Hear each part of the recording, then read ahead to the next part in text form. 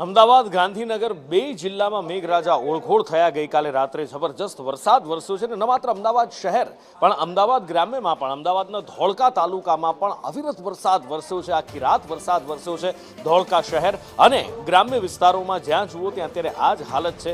પાણી ભરાયેલા છે, ખેતરો પાણીથી ભરાઈ ગયા છે। જો કે ખેડૂતો ખુશખુશાલ છે કારણ કે વાવણી થયા પછીનો આ વરસાદ છે અને પાક માટે ખૂબ આ વરસાદ મહત્વનો વરસાદ છે અને જીવનદાન સ્વરૂપ આ વરસાદ છે। પાકને સારો પાક આવે એના માટેનો પણ બીજી બાજુ જ્યાં રોડ રસ્તા પર પાણી ભરાય છે, લોકોના ઘરમાં પાણી ભરાય છે, ત્યાં લોકો હેરાન પરેશાન થઈ જાય છે અને બરબાદ લોકો થઈ જાય છે।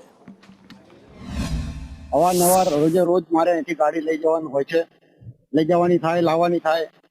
આમ રસ્તો ચોખ્ખો હોય છે પણ પહેલા જ વરસાદની અંદર એટલી તકલીફ પડી ગઈ છે કે ગાડી નીકળવી મુશ્કેલ થઈ ગઈ છે। મામલતદાર સાહેબને એક આવેદનપત્ર આપવા આવેલા, જેમાં એફએમસીટી રોડ ઉપર જે ચોમાસાનો વરસાદનું પાણી ભરાય છે તેને લીધે સ્કૂલે બાળકોને આવવા જવા માટે બહુ જ તકલીફ પડે છે। અમારા એફએમસીટી સ્કૂલ રોડ ઉપર જે પાણીની સમસ્યા ઊભી થઈ છે એના માટે મેં આજે એક આવેદનપત્ર આપેલ હતું। ગત વર્ષથી અમારી શાળાના રોડ ઉપર પાણી ભરાઈ જાય છે। આ પાણી ભરાય હવે ના ભરાય અને કાયમી નિકાલ આવે એ માટે અમે સાહેબને રજૂઆત કરેલ હતી।